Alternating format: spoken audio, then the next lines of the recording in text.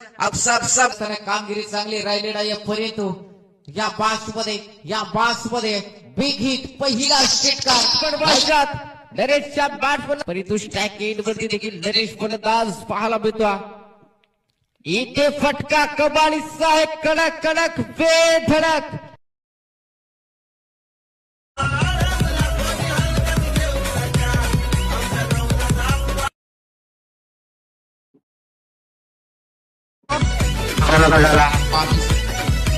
कोण लढल तू असल्यावर, फरक पडतो तू नसल्यावर. अशी दोस्ती ओहो यावेळेस